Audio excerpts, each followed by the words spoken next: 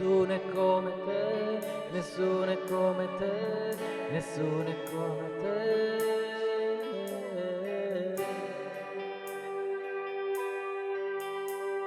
Padre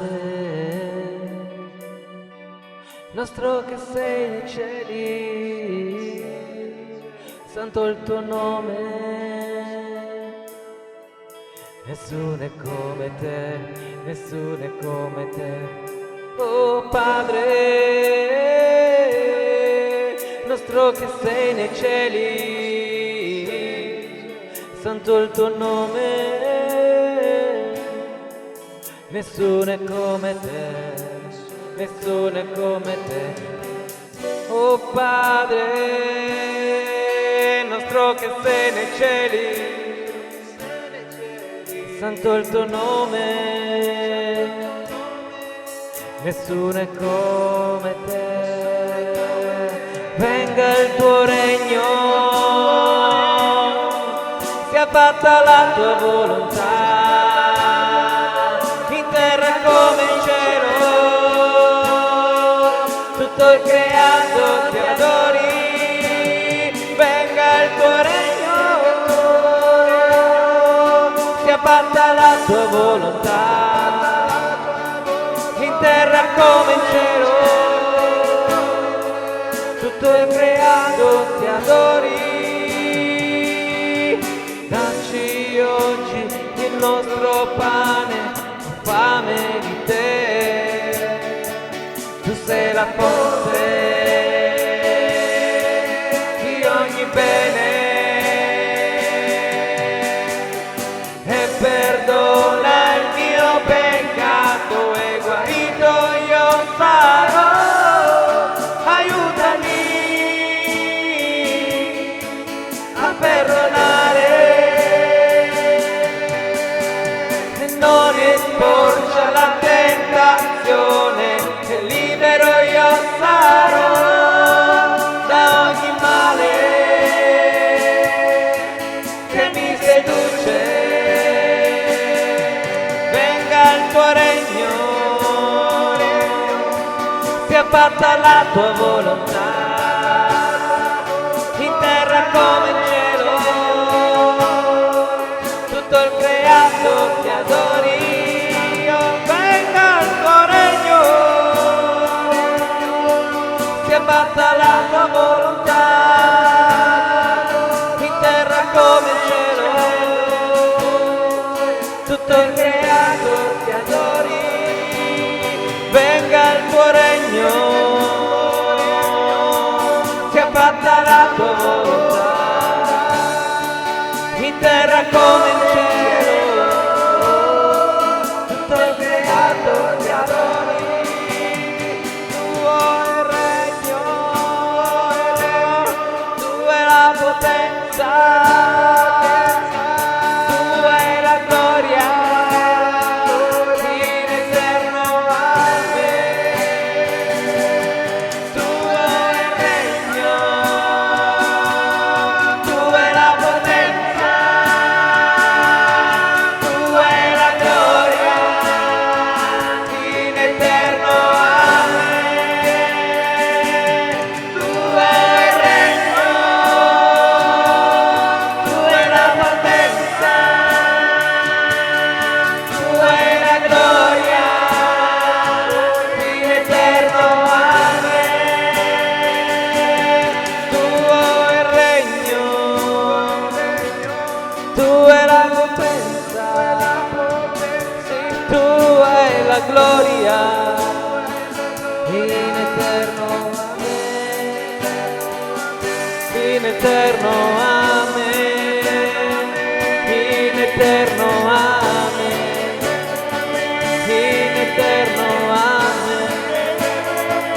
In eterno.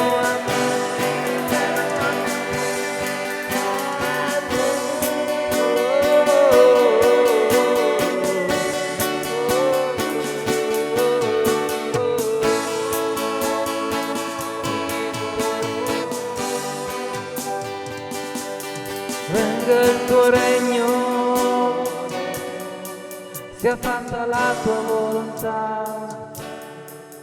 terra come in cielo, tutto il creato ti adori.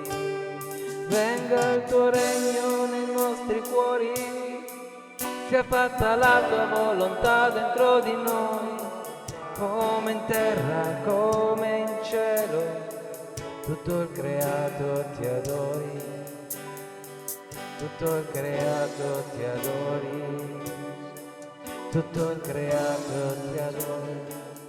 Va bene, allora, ci alziamo e leggiamo Efesini, capitolo 2, versetto 1. Dio ha vivificato anche voi che eravate morti nelle vostre colpe e nei vostri peccati, ai quali un tempo vi abbandonaste seguendo l'andazzo di questo mondo, seguendo il principe della potenza dell'aria, di questo spirito che opera oggi negli uomini ribelli. Nel numero di quelli che noi tutti vivevamo un tempo secondo il desiderio della nostra carne, ubbidendo alle voglie della carne e dei vostri pensieri. Ed eravamo per natura figli d'ira, come gli altri. Ma Dio, che è ricco di misericordia per il grande amore con cui ci ha amati, anche quando eravamo morti nei peccati, ci ha vivificati in Cristo. È per grazia che siete stati salvati. E ci ha risuscitati con Lui, e con Lui ci ha fatti sedere nel cielo in Cristo Gesù, per mostrare nei tempi futuri l'immensa ricchezza della grazia mediante la bontà che Egli ha avuto per noi in Cristo Gesù. Infatti è per grazia che siete stati salvati, mediante la fede, e ciò non viene da voi, è il dono di Dio, e non è in virtù di opera affinché nessuno se ne vanti. Infatti siamo opera sua, essendo stati creati in Cristo Gesù, per fare le opere buone, che Dio ha precedentemente preparate affinché le pratichiamo. Amen. Vi potete sedere. Alleluia. In questo periodo sto studiando Efesini, mi piace, sto studiando per i fatti miei, non per la scuola. È una bellissima lettera, è chiamata il capolavoro di Paolo, perché tocca il culmine di tutta la dottrina cristiana e ci parla della meraviglia che Dio ha fatto per noi grazie a Gesù. Paolo sembra prendere questo brano dalla Genesi.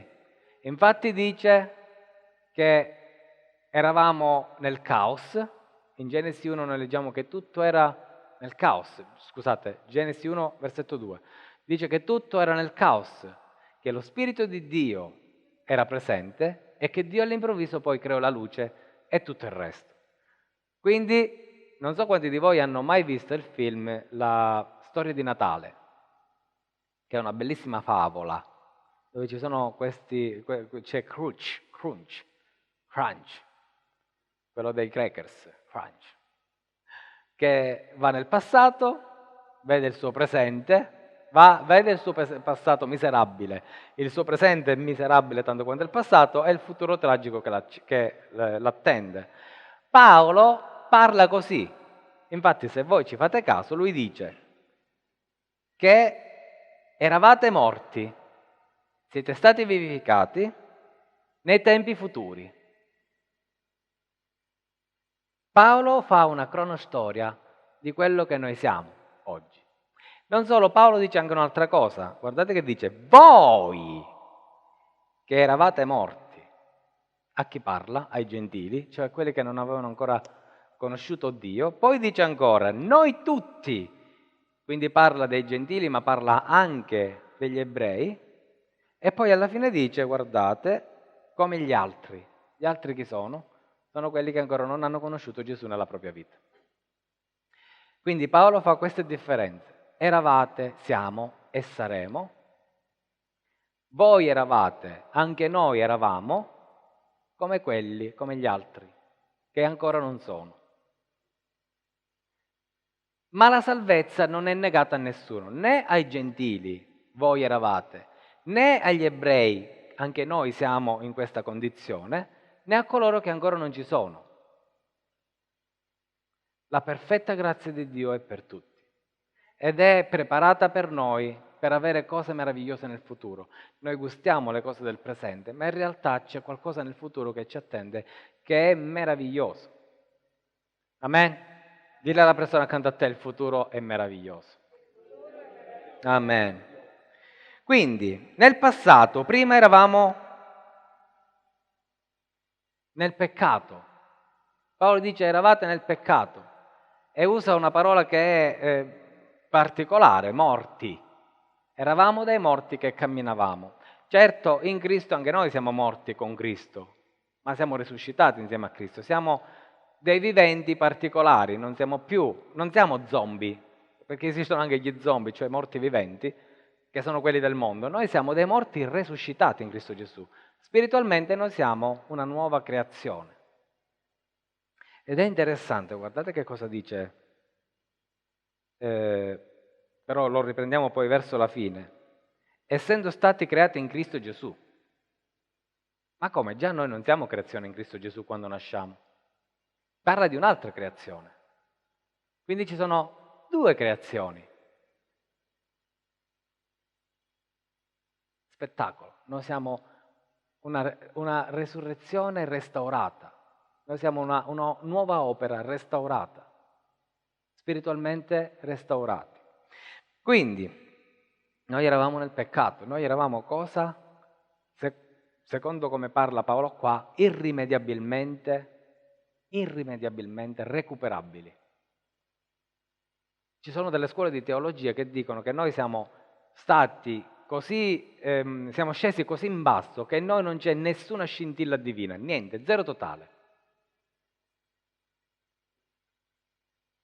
Ci sono delle scuole teologiche che pensano che dentro di noi ci sia completamente morte, completamente annientato, che noi non possiamo fare niente, neanche pensarlo minimamente di poter ricevere la salvezza.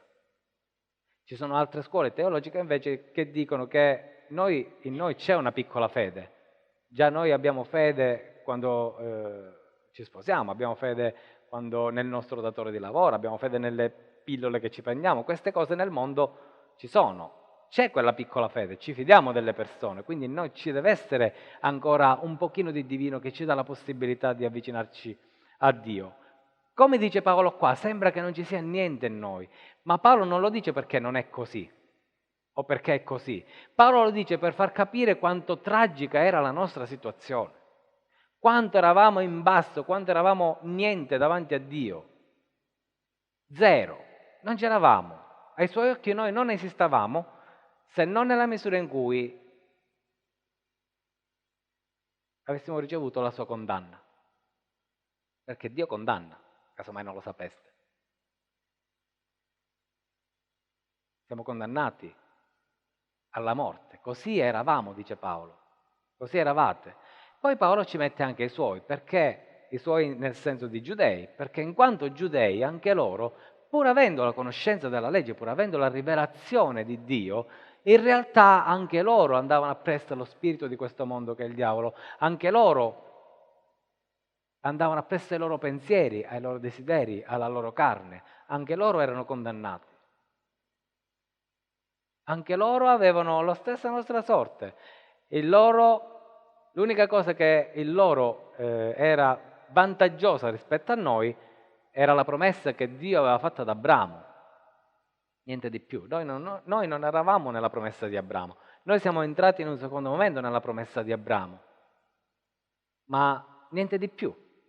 Da loro è uscito il Salvatore, punto, perché Gesù ci dice che la salvezza viene dai giudei. Non poteva venire da noi, ma neanche loro sono stati salvati perché neanche loro hanno accettato Gesù. Quindi tanto noi che loro eravamo in una condizione così miserabile che eravamo irrecuperabili. Non so quanti di voi sanno che in alcune parti del mondo, soprattutto in Israele, praticamente l'acqua è così preziosa che tutta quella che viene consumata in un condominio, in una villa o in campagna, magari uno ha una cascina e via dicendo, viene recuperata tutta. Hanno delle vasche particolari dove filtrano l'acqua, ci sono delle piante là dentro e se voi andate a vedere una di queste opere meravigliose, voi potete prendere un bicchiere prendere dell'acqua dall'ultima vasca e bere tranquillamente. E i condomini mi diranno, con nonchalance, quelle sono le nostre fogne depurate. Ecco, Gesù ha fatto un'opera meravigliosa a noi. Noi eravamo cosa di essere scaricati a mare e inquinare i mari, mentre Cristo, l'opera di Cristo in noi, ha fatto un'opera meravigliosa, ci ha depurati e siamo diventati di nuovo limpidi per il sangue di Gesù. Quindi nel presente, un presente meraviglioso, Paolo dice ma. Quando parla del passato è arrivato a un certo punto e lui dice, al versetto 4, ma Dio, che è ricco di misericordia, quindi mette questo ma, per noi il passato è cancellato, non c'è più. Non eravamo così, non lo siamo più, noi siamo un'opera nuova. La misericordia di Dio ha portato avanti amore e l'amore di Dio ha portato avanti il desiderio di Dio di restaurarci. Ci sono delle cose importanti qua. Questo si è verificato mentre ancora noi eravamo morti.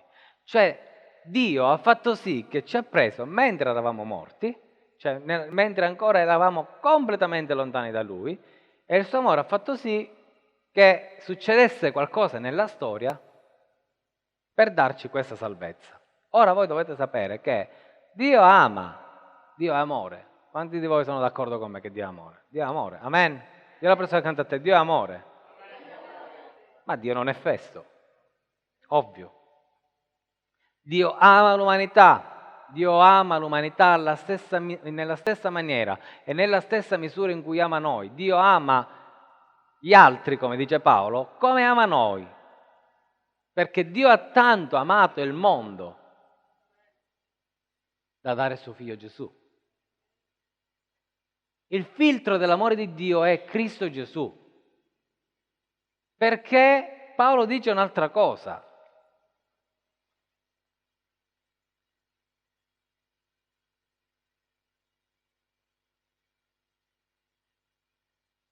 Eravamo figli di ira.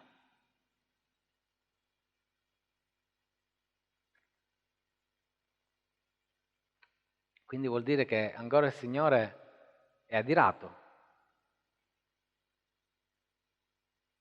Con chi è adirato? Con noi o con gli altri? La sua ira è ancora sugli altri, però fatevene una ragione. Dio ha un occhio di riguardo per noi, perché noi in Cristo riceviamo quell'amore di Dio. Ma Dio odia loro? No, non li odia, ha ira, è diversa l'ira dall'odio. Perché l'odio prevede una punizione definitiva senza ma e senza perché. L'ira invece ti deve fare muovere, ti deve dire mi è arrabbiato con me. Perché è arrabbiato con me? Perché non ho accettato ancora Gesù nella mia vita. Perché non riconosco il mio Salvatore. Quindi Dio è ancora adirato con coloro che non hanno accettato Gesù. Li ama, li vuole portare alla salvezza. Perché Dio è tanto amato il mondo da dare il suo unigenito figlio. L'amore di Dio si manifesta obbligatoriamente per mezzo di Gesù. Che cosa poteva fare Dio di più? Cosa? Se non dare se stesso come vittima sacrificale. Avere tutti contro, i sacerdoti contro, il popolo contro, la famiglia contro. E l'hanno messo in croce. Cosa poteva fare Dio di più? Il Padre cosa poteva fare di più? Già ha fatto quello che poteva fare. Quindi eravamo morti, cioè senza vita. Gesù ci ha vivificati, questo significa che Gesù ha preso questo morto e gli ha dato vita. Ha soffiato su questo morto e l'ha resuscitato, gli ha dato vita, vivificato. Questo significa. Quindi dice, guardate che cosa dice perché ci sono delle piccolezze nella lettera ai Filippesi, agli Efesini, che ci devono fare pensare. Guardate che cosa dice. Ma Dio, che è ricco in misericordia per il grande amore con cui ci ha salvati, Anche quando eravamo morti nei peccati, ci ha vivificati con Cristo. Non dice in Cristo, è diverso. Significa che il mezzo della nostra salvezza è Cristo. Dì alla persona accanto a te, il mezzo è Cristo. Il mezzo è Cristo. Se leggete tutto il pensiero dice, ma Dio, che è ricco in misericordia, saltiamo e andiamo là, ci ha vivificati con Cristo. La misericordia di Dio è collegata a Cristo. Poi dice, per il grande amore con cui ci ha amati, ci ha vivificati con Cristo. E ancora, anche quando eravamo morti nei peccati, ci ha vivificati con Cristo. Dice 3 cose, queste 3 cose sono collegate, tutte e 3, a Cristo. L'amore di Dio al di fuori di Cristo non esiste. È un amore che è desideroso di salvezza, ma non si può manifestare, perché si manifesta pienamente in Cristo. Noi che eravamo cosa da buttare in mare direttamente, la stessa sorte dei demoni, uguale, noi invece siamo stati rigenerati, vivificati, era un'acqua morta la nostra, la nostra sorgente era fognatura, era putrida, era inutile. Grazie a Cristo noi siamo stati filtrati, vivificati e non c'è nessun merito in noi, niente, zero totale, noi non abbiamo fatto niente. E Paolo è chiaro, e ora capiremo anche perché. Quindi, versetto 6,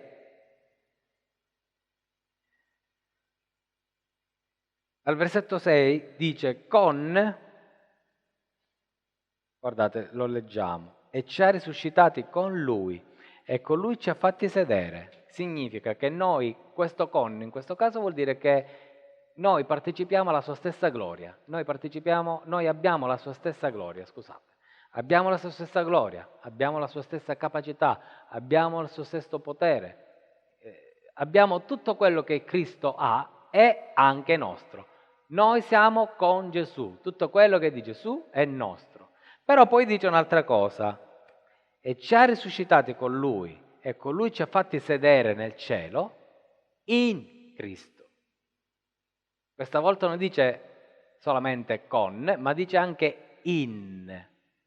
In significa una partecipazione più profonda, cioè io sono in Lui e Lui è in me, significa essere una cosa sola, essere diventati un corpo solo, una mente sola. Quando noi siamo in Cristo, noi partecipiamo con Cristo. Quando noi siamo in Cristo, tutto quello che è di Cristo appartiene a noi. Noi siamo nel regno dei cieli già. E non è una cosa del futuro. Cioè Paolo non dice nel futuro voi sarete seduti alla destra del Padre in Cristo. No, lo dice per ora. Ora noi siamo seduti nel regno dei cieli in Cristo. Amen. Dillo alla persona accanto a te, tu sei in Cristo. Quindi la salvezza avviene con Cristo, ma noi siamo nel regno dei cieli in Cristo. Tu sei nel regno dei cieli in Cristo, in questo momento non ti sembra perché sei qua, ma in realtà il tuo spirito è in Cristo, sei diventato una cosa sola con Cristo. Spiritualmente tu sei una persona vivificata, restaurata e Gesù che cosa dice? Io sono l'acqua viva. Anche noi ora siamo acqua viva, siamo stati restaurati, purificati. E le acque vive devono stare in un unico posto. Noi siamo in Cristo perché la sua acqua viva e la nostra acqua viva sono in un unico recipiente, se vogliamo dire così. Siamo una cosa sola con Gesù ora, non nel futuro. Nel futuro ci sarà qualcosa di meraviglioso e di diverso che ora non possiamo percepire, ma ora come ora siamo in Cristo. Quindi poi ancora dice, usufruiamo di tutti i benefici che Cristo ha in se stesso. Cioè noi quando siamo in Cristo, tutto quello che Cristo percepisce come figlio di Dio, lo percepiamo anche noi, lo abbiamo anche noi. Percepire nel senso no che percepisco, no. Ok? ok? Non è che percepisco la presenza del Signore, no. Percepire nel senso che se Gesù riceve un dono, percepisce un dono, noi riceviamo quel dono. Se percepisce una parola da parte del Padre, anche noi percepiamo quella. Abbiamo la stessa medesima dono, lo stesso medesimo dono. Partecipiamo insieme alla stessa gloria del Padre. Amen? Non è una connessione nella sua maestà, ma è una piena rivelazione della divinità di Cristo in noi. Dicevo poco fa, diventiamo una cosa sola. Ora è vero, Paolo sempre nella stessa lettera dice che noi siamo il corpo e che Cristo è il capo. Ma voi un corpo senza testa l'avete mai visto? No?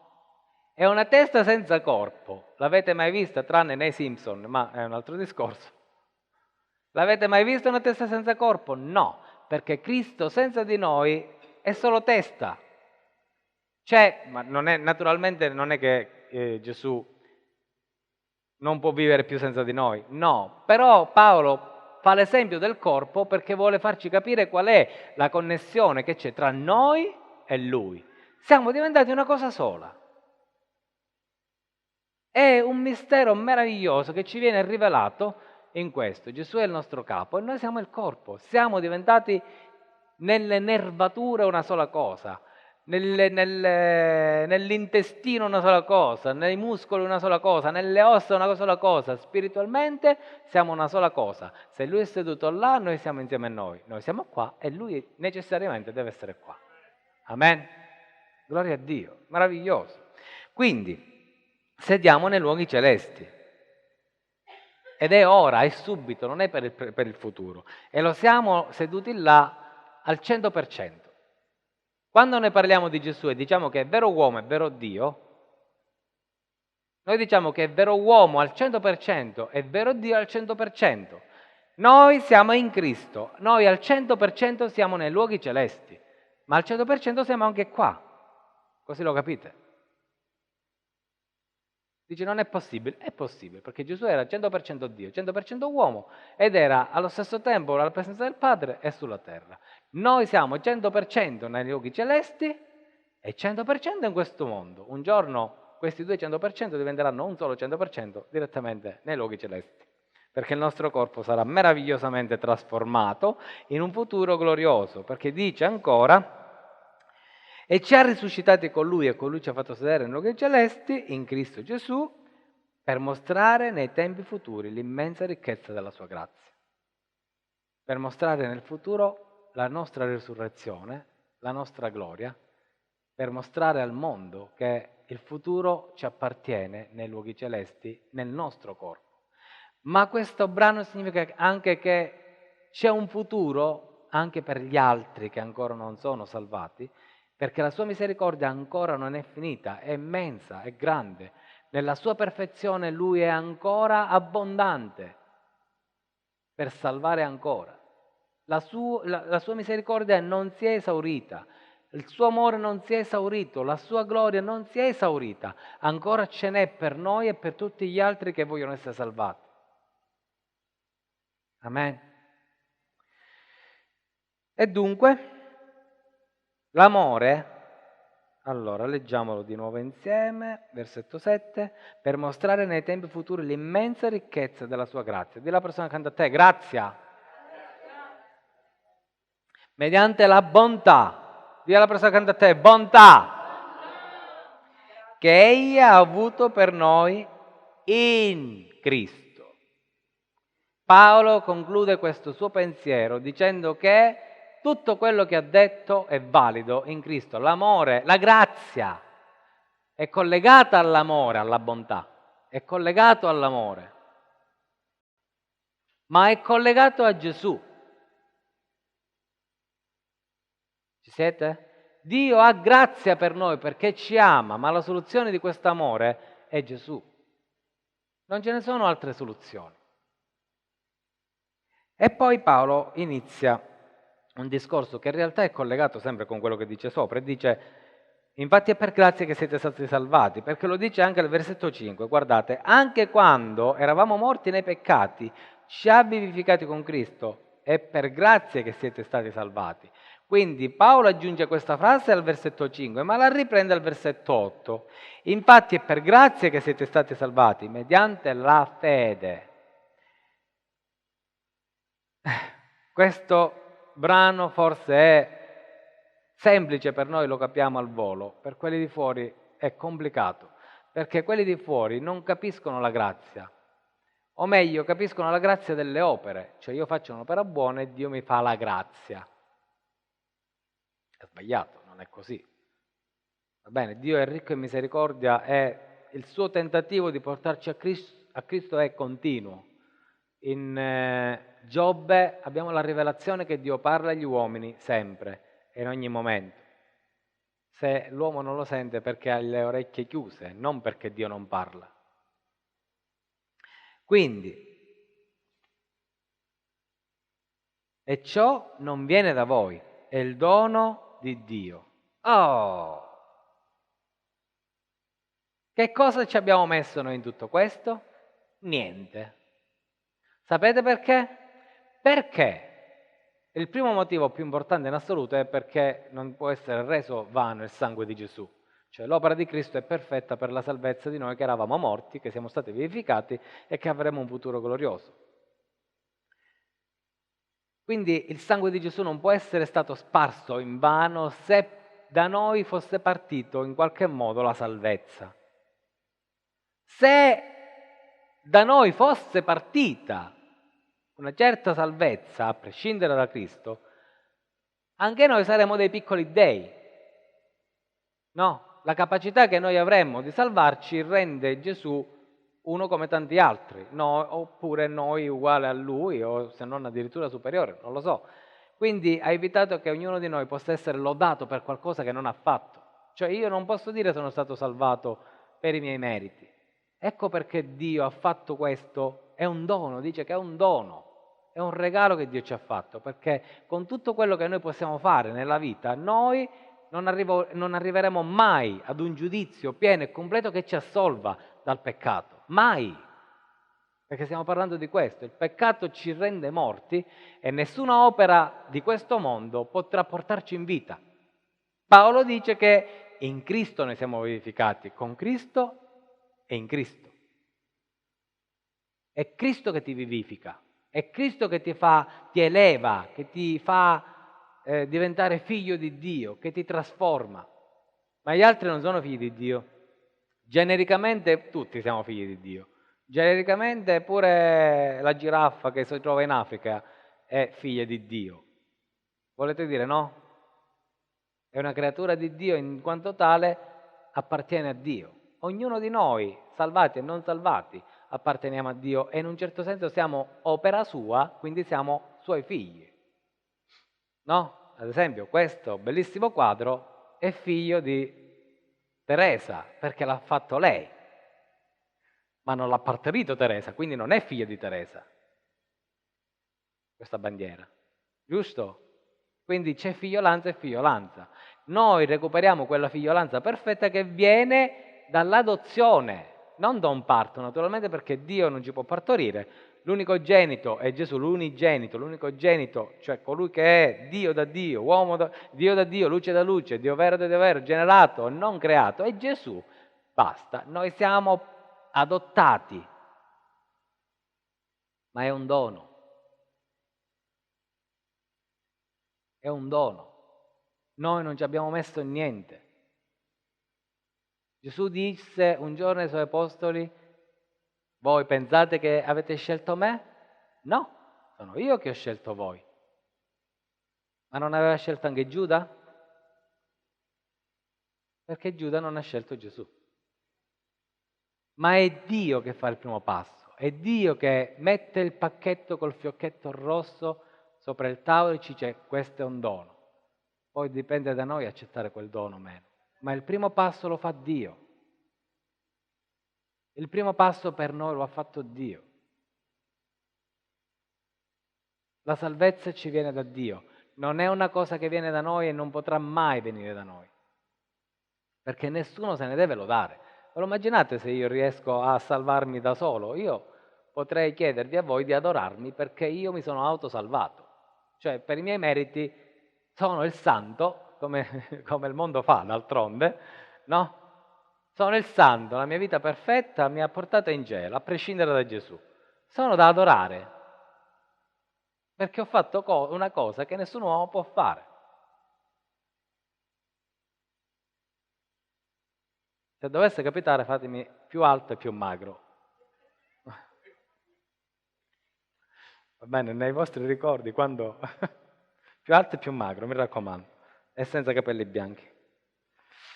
Quindi, eravamo arrivati, non è in virtù di opera affinché nessuno se ne vanti, cioè nessuno di noi si può vantare dell'opera che ognuno di noi fa, perché non ci può portare a nessuna salvezza. Noi ci ammazziamo la vita certe volte, anche se sono bravo, anche se io quando arrivo là a casa e guardo la porta dico, ma che fu bravo, giravo da porta perché ho invertito la porta, prima si apriva all'interno, ora si apre all'esterno e dico, ma che sono stato bravo, no? E mi piace anche raccontarlo, ma che sono stato bravo, guardate che sono stato bravo. Ho montato i mobili da solo, ho fatto questo.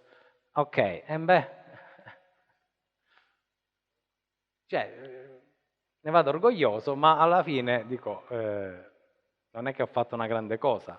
Spiritualmente è così, posso essere il più bravo predicatore di questo mondo, farvi capire tutto in maniera perfetta, va bene, ma quell'opera diventa inutile per la salvezza. Cioè, io sono salvato sempre in Cristo come siete salvati voi. Amen? Alleluia, gloria a Dio, perché nessuno se ne vanti. Amen. Quindi, continua ancora e dice, infatti siamo opera sua, essendo stati creati in Gesù Cristo. Ah, ma non eravamo già creazione di Gesù? Eppure Paolo dice che c'è un'opera nuova in noi. Un'opera, la prima opera, cioè quella della creazione fisica, no, è opera di Dio. Ma noi siamo morti, eravamo morti spiritualmente. Quella è opera del diavolo. Concordate? Eravamo morti per il peccato di Adamo. Un giorno quando lo incontreremo lo benediremo per bene. Ok? Ma per l'opera di Adamo, scusate, per il peccato di Adamo è entrata l'opera del diavolo nella nostra vita. I morti sono opera del diavolo. Punto. Quando Paolo dice, voi eravate, poi dice, anche noi tutti eravamo, e poi dice gli altri, quando parla degli altri, parla di quelli che ancora sono opera del diavolo. Dice, ma fanno opere buone. Ok. L'opera buona, in questo caso, va a gloria di se stessi. Anche se è fatta di nascosto, serve per aumentare il proprio ego, per aumentare la fiducia in se stessi, perché il mondo ha bisogno di fidarsi di qualcuno, ha bisogno di avere l'approvazione, ecco, ha bisogno di avere l'approvazione da parte delle persone. Questa approvazione si può manifestare pubblicamente, ma anche nel segreto. Se io faccio del bene nel segreto, io do a me stesso qualcosa di buono. Ma ci mancasse, ognuno di noi è chiamato a essere soddisfatto delle proprie opere. Perché Dio ci ha creati così. È bello. Ho montato i pensili, io sono orgoglioso di me stesso. Ok? Va bene, ma Dio ci ha creati così perché c'è bisogno di autostima, tra virgolette. Ok. Ma non ti portano alla salvezza. Te lo puoi sognare. La tua autostima che è tanta è così. Non ci vai in paradiso. È così. Non ci vai in paradiso. La tua autostima può raggiungere i cieli, il primo cielo, perché il terzo cielo non lo puoi raggiungere con la tua autostima. Non ci vai in paradiso. È un dono. È un dono. Niente di più e niente di meno. Anzi, certe volte l'autostima davanti a questo dono si deve abbassare perché è qualcosa che non dipende più da me, dalla mia autostima mi cernisce a in paradiso. No! È qualcuno che mi regala qualcosa di meraviglioso e devo dire, sono inutile. Non sono capace io di arrivare a quella salvezza. Mi è stata data gratis, è un omaggio, un dono, un regalo meraviglioso. Però noi in Cristo abbiamo un altro tipo di autostima che è quella dei luoghi celesti.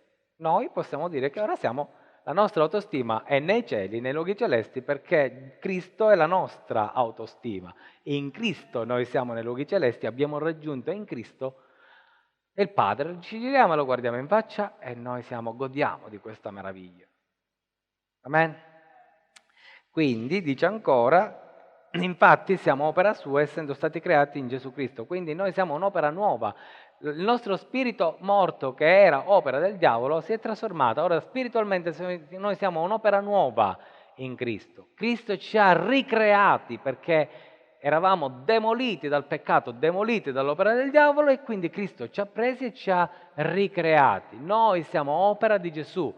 Dilla alla persona accanto a te, tu sei un'opera di Cristo. Ma gli altri, quelli di fuori, non sono un'opera di Cristo. Lo sono, vi ho detto, non è che non lo sono. Ma noi anche spiritualmente siamo un'opera di Cristo, quelli di fuori no. Quando danno onore a se stessi o onore a una persona che non è Gesù, seguitemi, stanno mettendo la salvezza nelle mani o di se stessi o di qualcun altro che sia vivente o morto, santo vivo o santo morto. Quando noi non riconosciamo che quel dono ci è stato dato da Gesù, ma ci è stato dato da Padre Pio, stiamo facendo il più grosso errore della nostra vita, perché Padre Pio l'ha ricevuto quel dono, ma non lo speriamo che lui abbia ricevuto questo dono, ma non l'ha potuto dare a nessuno perché è un dono che viene solo da Dio. Solo da Dio in Cristo Gesù. Pure la Madonna ha ricevuto, Maria ha ricevuto questo dono. Maria dice, l'anima mia magnifica il Signore, il mio spirito esulta in Dio, mio Salvatore. Maria aveva bisogno di salvezza perché anche il suo spirito era morto. Maria per i suoi meriti non poteva andare in paradiso, mai. Perché in Cristo noi siamo salvati. Amen? Gloria a Dio. E quindi poi conclude e dice, leggo di nuovo tutto il versetto 10, infatti siamo opera sua essendo stati creati in Cristo Gesù per fare le buone opere. Le buone opere. Le buone opere. Ma come? Paolo poco fa ci ha detto che le buone opere non servono a niente, ora ci dice che in Cristo noi facciamo le buone opere. Sì, perché la radice di questo albero è Cristo. Il frutto di questo albero sono le buone opere. Mi spiego meglio. Noi non arriviamo a Gesù con le buone opere, ma quando noi arriviamo a Gesù iniziamo a fare le buone opere. Cristo è la fonte delle buone opere. Però, e quelli che ora Gesù non lo conoscono e fanno le buone opere, sono buone opere per il mondo, non sono buone opere per Cristo. Perché se fossero buone opere per Cristo, il Padre le accetterebbe, ma non le accetta se non c'è Cristo. Abbiamo fatto mezz'ora di predicare per dire che in Cristo non c'è senza Cristo non c'è nessun merito. Nessuno. Le opere più belle che noi facciamo senza Cristo davanti a Dio sono inutili perché, ve lo voglio dire con tutto il cuore e credetemi, anche il diavolo sa fare belle cose. Il diavolo sa fare cose meravigliose. Una volta ha trasformato l'acqua in sangue. Lo sapevate? Ha fatto lo stesso miracolo che ha fatto Gesù, anzi l'ha fatto qualche secolo prima, qualche millennio prima. E i due maghi d'Egitto, trasformarono l'acqua in sangue. Hanno imitato un miracolo che Gesù ha fatto 2000 anni dopo. Il diavolo sa fare pure belle cose. Sapete che anche il diavolo sa dividere le acque, sa scendere dai cieli con una luce meravigliosa. Se voi guardate testimonianze di ex satanisti, fanno cose che sono orribili sicuramente, ma che portano ad un risultato che umanamente può essere anche accettabile. Umanamente può essere anche un buon frutto. Anche il diavolo sa fare cose buone, ma il diavolo non ci andrà più in paradiso. Finè, per lui è finita. Le opere buone non ci salvano se non in Cristo. Cioè sono un frutto dell'opera che Gesù ha fatto in noi. Noi che ora siamo vivificati in Cristo, questo albero vivificato in Cristo può dare buoni frutti. Amen. E il tuo frutto è meraviglioso nella misura in cui ora sei con Cristo. E vi voglio dire un'altra cosa. Noi non possiamo essere in Cristo e non fare frutti, cioè non fare opere. Tu ormai sei in Cristo e devi fare le buone opere. Prendiamo un pochino il discorso di mercoledì. Tu sei stato chiamato a fruttificare, tu sei stato chiamato a creare frutto nella tua vita, tu sei stato chiamato ormai per quella legge spirituale a dare frutto in abbondanza per il regno dei cieli. E il tuo frutto è un frutto buono, perché viene da una radice di nome Gesù Cristo. Come dice, io sono la vite e voi siete i tralci. Noi dobbiamo dare frutto. Amen? Dì la persona accanto a te, fruttifica. No, non siete convinti, più convinti, fruttifica. Mi picciu, ma quando è ora di travagliare vi si dia. Lo dico in italiano, che così lo capiscono anche quelli da casa. Quando è il momento di lavorare, vi secca. Dovete lavorare per il regno dei cieli, punto. Mischino, poverino Paolo, lo sa il Signore quanto ha sofferto, però il suo frutto è un frutto così buono alla presenza di Dio che ancora oggi ne mangiamo. No? All'epoca lui dava un frutto bello fresco, ora è sotto asciutto, come si dice? Ecco. Maturo, bello. Amen, gloria a Dio. Quindi, allora, e dice, infatti siamo opera sua, essendo stati creati in Gesù Cristo per fare le buone opere che Dio ha precedentemente preparate affinché le pratichiamo. Noi in Cristo possiamo dare un meraviglioso frutto. Siamo chiamati ormai a dare frutto perché noi ora siamo in Cristo, prima non lo eravamo. Il frutto dei morti è morte. Il frutto dei viventi è vita. Paolo taglia la carne, dice, questo è il discorso. Però la cosa meravigliosa che ci consola è che non essendo merito nostro la salvezza, possiamo essere certi di aver avuto la salvezza. Cioè noi veramente possiamo dire io sono salvato. Io veramente posso dire me ne andrò in paradiso perché già ci sono in paradiso. In Cristo io già sono in paradiso. Dal paradiso fino al giorno d'oggi non è mai stato cacciato via nessuno tranne il diavolo e tutte le sue schiere. Ma da quando Gesù è sceso sulla terra, tutti quelli che entrano in paradiso, e noi siamo in paradiso in Cristo Gesù, non siamo più soggetti a essere cacciati via dal paradiso. Adamo è stato cacciato via dal paradiso terrestre. Noi non saremo più cacciati dal paradiso celeste. Amen? Noi godiamo già da ora di questa certezza, non perché le nostre opere, domani potete anche cadere 30 volte, ma ormai siete in Cristo. Lo Spirito Santo che è in voi vi farà capire che avete sbagliato, chiederete perdono e andrete avanti perché stiamo facendo un cammino anche di santificazione. Piano piano ci dobbiamo santificare, ma è un altro discorso questo. Oggi voi dovete sapere che qualsiasi cosa avvenga nella vostra vita, voi siete salvati. non per le vostre opere, per i meriti di Cristo. Amen. Amen. Ci vogliamo alzare, vogliamo ringraziare il Signore. Amen, Signore, noi ti vogliamo ringraziare, ti vogliamo lodare, sei benedetto, Signore in eterno. Grazie per questo dono meraviglioso che ci hai dato. Dillo alla persona accanto a te, dono. Più convinti, dono.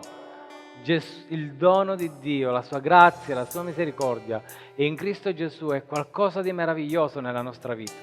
Vogliamo pregare per quelli che ci sentono da casa che ancora non hanno ricevuto questo dono, o meglio, non l'hanno accettato.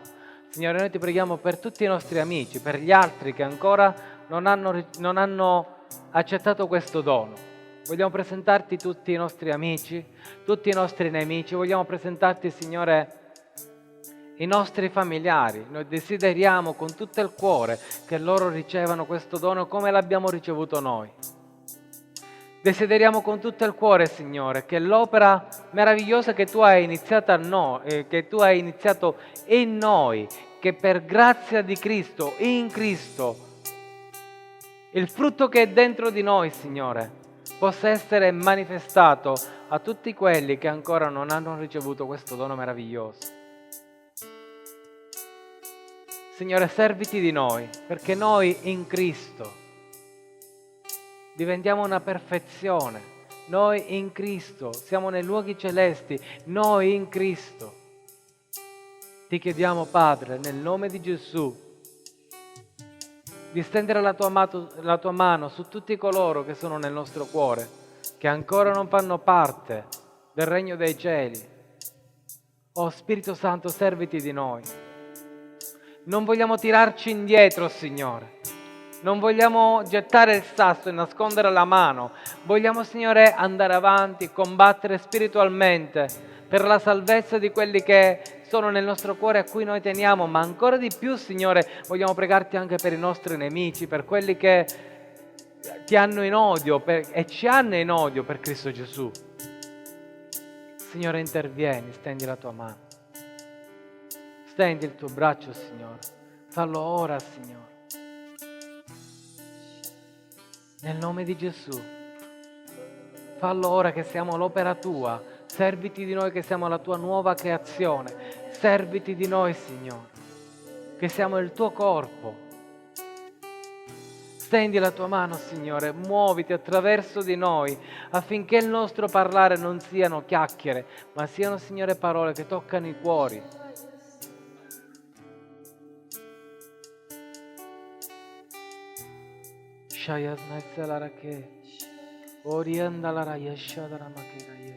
Preghiamo in lingua. Oyashadara yaznai nakeramai. Iriashadara yaznaye.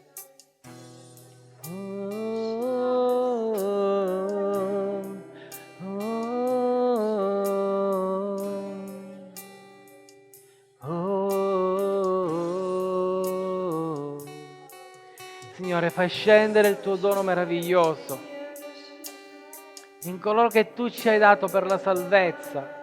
Nel nome di Gesù, stendi la tua mano, Signore.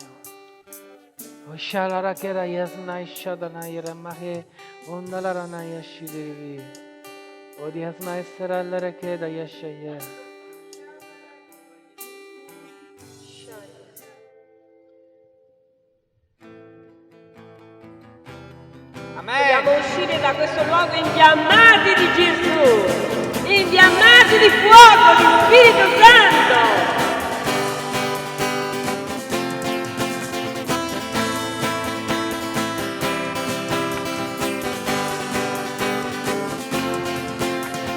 Vengo davanti a te, toccami, aiutami, vengo davanti a te, toccami, aiutami, affinché possa essere migliore per te, perché non voglio più stare bene, non voglio più bloccarmi, non voglio più, perché non voglio più stare bene, non voglio più bloccarmi.